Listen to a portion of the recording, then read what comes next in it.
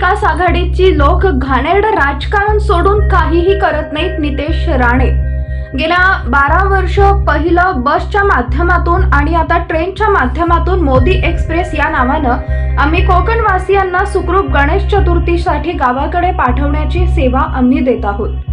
भाजपचे आम्ही सहकारी कोकणातील रहिवाशांसाठी गाड्या सोडल्या. मोदी एक्सप्रेस मार्फत गावी नाचत नाचत गावकऱ्यांना पोहोचवतो. लोकसभेत महायुती एक्सप्रेस कोकणात सुसाटच दिसली. कोकणात भरभरून प्रतिसाद मिळाला. खासदारांपेक्षा अधिक आमदार निवडून येतील. आमचे विरोधक यांनी 6 ट्रेन सोडाव्यात. सकारात्मक स्पर्धा करावी. महायुतीच कोकणवासियांची सेवा करतीये तसा प्रयत्न विरोधकांनी करावा. महाविकास आघाडीचे लोक घाणेरडे राजकारण सोडून काहीही करत नाहीत. बालकिल्ला जिथं एकही खासदार आमदार नाही तो ठाकरेंचा बालकिल्ला. जिथं ठाकरेंना 2-2 तास बिळात लपून पोलिसांच्या गराड्यातून मग बाहेर काढावं लागतं. काय भावना? गेली 12 वर्ष पहिल्या बसेसच्या माध्यमातून आणि आता ट्रेनच्या माध्यमातून मोदी एक्सप्रेस या नावाने आम्ही कोकणवासियांना सुखरूप गणेश चतुर्थीच्या साठी गावाकडे पाठवण्याची ही सेवा देतो आहे. भारतीय जनता पक्षाच्या माझे सगळेच सहकारी आम्ही एकत्र येऊन आमचे कोकणवासियांसाठी गणेश चतुर्थी हा सर्वात मोठा सण आहे म्हणून त्यांनी ह्या मुंबईच्या आणि आजूबाजूच्या परिसरातल्या धावपळीच्या आपल्या जीवनावरून थोडा वेळ काढून आपल्या गावाकडे जाण्याची जी त्यांची संधी असते ते जे वाट पाहत असतात त्या याच्यामध्ये आमचाही थोडा खारीचा वाटा असला पाहिजे हा आमचा प्रयत्न असतो. म्हणून या मोदी एक्सप्रेसच्या नावाने आम्ही मोठ्या संख्येने कणकवली विधानसभेचे आमचे बहुतेक जे नागरिक आहेत त्यांना ह्या मोदी एक्सप्रेसच्या मधून बसून सुखरूप नाचत गाचत आम्ही गावाकडे पाठवू. आगामी विधानसभेमध्ये ही एक्सप्रेस सुसाट धावलेली पाहायला मिळेल का? लोकसभेमध्ये तुम्हाला भारतीय जनता पक्ष आणि महायुतीची एक्सप्रेस सुसाटच दिसली.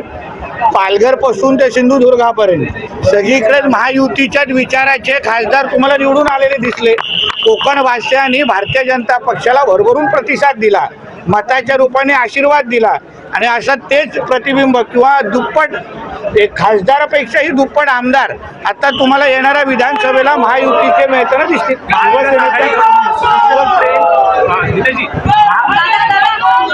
महाविकास आघाडीकडून या ट्रेन्सला special trains for special game अशी टीका करण्यात येते आहे. खरं तर पहिल्यांदा तुम्ही करत नाही. माझं म्हणणं आहे आमचे विरोधक किंवा महाविकास आघाडीचे जे आमचे विरोधक आहेत भारतीय जनता पक्ष अगर 5 ट्रेन सोडत असेल तर त्यांनी 6 तरी सोडावेत. सकारात्मक स्पर्धा आमच्याबरोबर करावी. नुसतं टीका करून ह्यांची फक्त पोटं भरण्याचं काम हे लोक आत्तापर्यंत करत आलेले आहेत. पण रस्त्यावर उतरून कोकणवासियांची आणि महाराष्ट्राची सेवा फक्त भारतीय जनता पक्ष आणि महायुतीचेच घटक पक्ष आमचे करतायत. म्हणून या महाविकास आघाडीच्या आमच्या नेते मंडळींना पक्षांना सांगेन जनाची नाही मनाची असेल तर आम्ही ज्या पद्धतीने कोकणवासियांची सेवा करतोय ते करण्याचा प्रयत्न करा. आम्ही तुमचंही कौतुक करू. शेवटी चांगल्याला चांगलं म्हणणं हे माणुसकीचा धर्म आहे.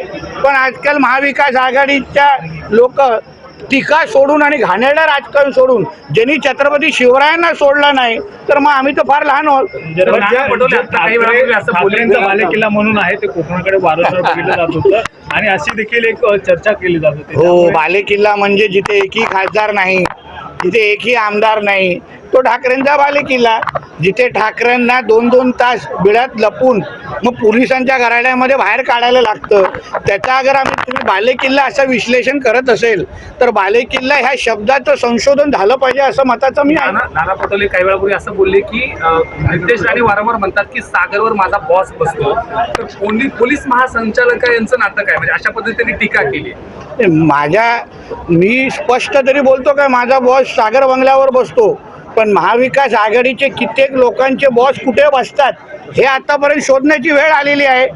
उदाहरण आमचे जुने मित्र संजय राजाराम राऊत त्यांचा नेमका बॉस कुठे बसतो हा एक मोठा प्रश्न आहे. नाना पटोलेंचा पण जुना बॉस हा सागर बंगल्यावरच होता. आज 10 जनपदवर आहे.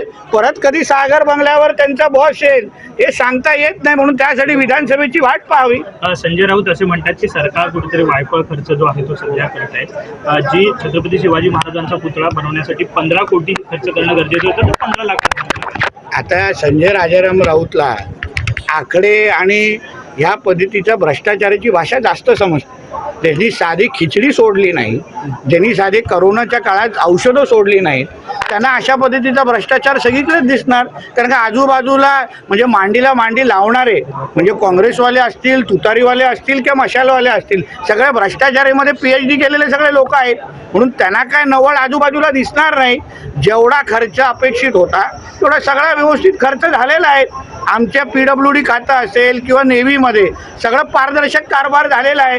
कधी संजय राजाराम राऊतनी वेळ काढून माझ्या घरी आणून बसले तर सगळे कागदपत्र दाखवतो आणि कागदपत्र दाखवल्यानंतर सुखरूप घरी सोडून एवढी गॅरंटी आहे.